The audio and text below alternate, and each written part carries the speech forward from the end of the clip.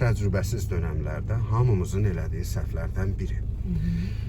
İndi hal-hazırda qarşıdan bir avtomobil gəlsə, psixoloji baxımdan bizi qorxudacaq. Avtomatik olaraq biz o qarşıdan gələn nəqliyyat vasitəsindən qorxacağıq və özümüzü sağa sıxacağıq, sağa çəkəcəyik. Misal üçün, qarşıdan gələn 1000 manatlıq, 3000 manatlıq bir avtomobildir. Biz ondan qorxub, özümüzü çəkib sağdakı 30 minlik avtomobilə vuracağıq. Qarşıdan gələn avtomobil fərqi yoxdur. Yəni, mən bunu hansı anlamda deyirəm bilirsənmi? Nəyə qurban verməli olduğumuzu bilək. Qarşıdan gələn avtomobili idarə edən sürücü var. Mən demirəm biz səhv eləməliyik. Yox, ancaq biz səhv eləsək belə, qarşıdakı avtomobilin də sürücüsü var. O səhvin qarşısının alınması üçün, qəzanın qarşısının alınması üçün o da bir şeylər eləyəcək. Ancaq bu avtomobilin sahibi yoxdur.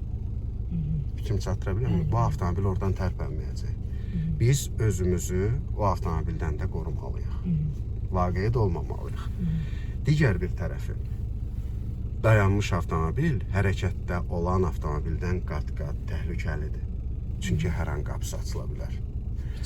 Bəli, hər an onun arxasından bir körpü uşaq çıxa bilər. Aydındır, dayanmış avtomobildən çalış ki, mümkünsə əgər ən az bir addım, bir qapı məsafəsi aralı keçəsən.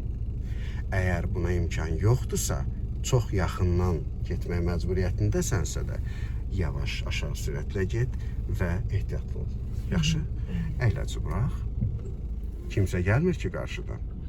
İndi bir bağlaca sola çəkilərək təhlükəsizliyimizi təmin edirik ki, anidən piyada çıxsa avtomobilin arxasından birbaşa bizim avtomobilin önünə çıxmasın.